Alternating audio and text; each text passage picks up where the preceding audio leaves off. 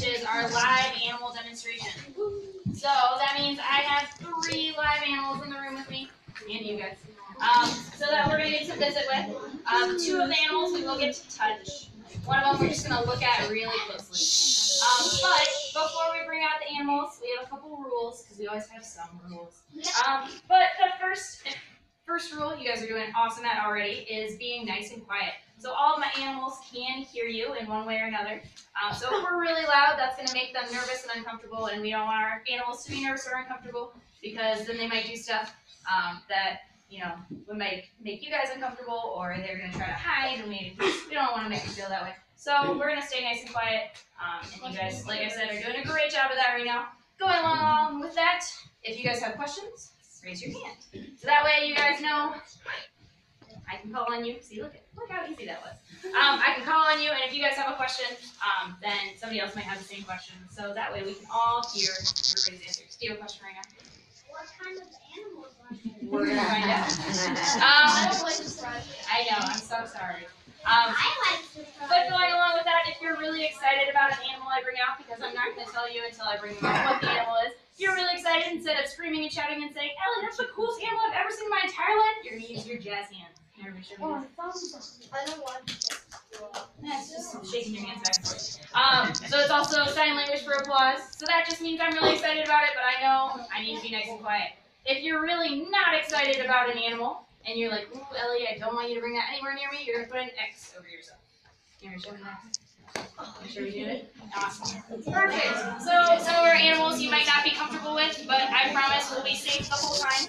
So that just shows me that you don't want to touch it, you don't want to go near it, and I'll try to keep it away from you. Let's see. For the animals that we can touch, we're going to need 1 or 2 fingers, and we're going to touch them on their back. So we're going to touch them on their head. Yeah. Are we going to touch them on their tail? Yeah. How about on their arms and legs? No. What about on their butt? No. Just on their back. I'll show you exactly where. For some of the animals, it's kind of hard to tell. So I'll show you where you can touch them. All right. I think that's enough rules. I think that's all of them. That's close enough. All right. I'm going to have you pick which one we should do first. The middle one? My favorite one? The big one. No, right. So this is our first animal friend. It's going to take me a second to get it out here.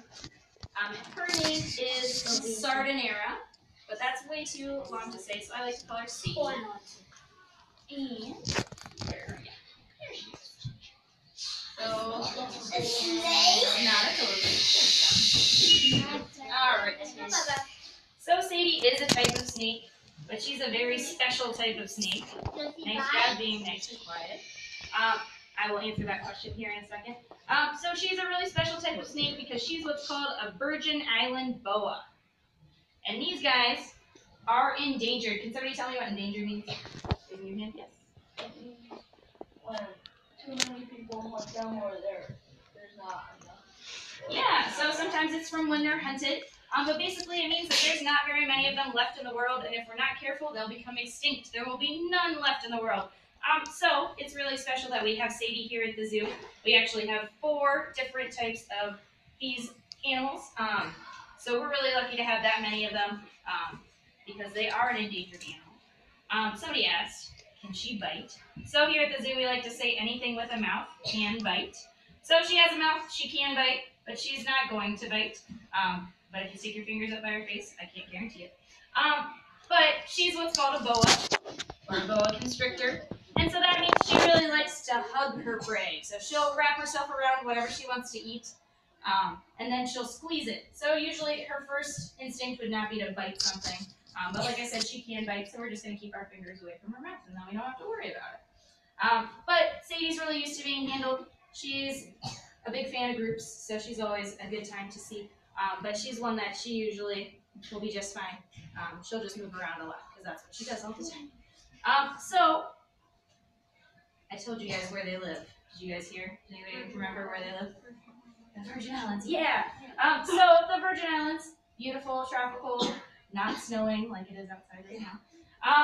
So these guys are endangered because that's the only place in the world that they live. And like I said, it's really pretty there, tropical islands. People like to vacation there or live there. And these guys like to live in trees. They'll actually spend almost their entire life in a tree if they can. So to build houses and hotels and resorts, stuff like that, you have to cut down trees, and people aren't always aware that these guys live up there. So they're losing some of their homes because they do like to live in the trees. Right now, Sadie just thinks I'm a really movable tree that keeps moving her out of the way. But she really likes to live up in the trees. Another reason that they're endangered is because people like to bring their pets down there. And actually, a really good predator for this animal is a regular house cat. So house cats are really good at climbing, and they're really good at being able to eat these things. So that's another reason that they are endangered. Like I said, we're lucky enough to have 4 of them here at the zoo, but for a while we actually were part of a big breeding program, so we released close to 1,000 of these guys back into the wild a couple years ago. So we're really lucky to have them here, still to have as an education animal. These guys have something really cool, a cool adaptation. First of all, can somebody tell me what the word adaptation means? What do you think? They kind of adapted into it, and it's like something that they gain and it helps them in the wild. Yeah, absolutely. That's perfect. So adaptations, it's those traits that they have, anything that helps them survive. Can everybody give me a thumbs up? You're showing me an adaptation right here. So us as people, we have opposable thumbs. And that means we can use tools, we can play video games, we can eat our pizza with one hand. So we have that adaptation. She has a couple other adaptations that help her survive. One of them are the colors that she has. So if you guys look, she's got those darker colors on the top and that lighter color on her belly. So we like to call that counter shading. So another good example of that would be like a seal or a penguin. So they're usually darker on one side and lighter on the other. If you guys check out our stingrays later, you'll see they also have a darker top and a lighter bottom. So for these guys, when they're up in the trees, they can wrap themselves around a branch. You guys can see she probably would blend in pretty well. And if you're looking up in the trees, you're probably going to see the branches, but you also might see some sunshine. So that's why she's got that lighter colored belly. For the animals that I was talking about earlier, like the penguins and the seals, that's really good for water. So if you're looking above, usually it's going to look darker on the ground. So they have that darker top. And then if you're underwater and you're looking up, you're usually going to see the sun. So they have a lighter colored belly. Fun fact, the seals we have here swim upside down. So they aren't really using their adaptation correctly because it's the wrong way. But they don't really have a predator here, so they don't really have to worry about it. Do you have a question? Has she shedded before? Absolutely. So she sheds a lot.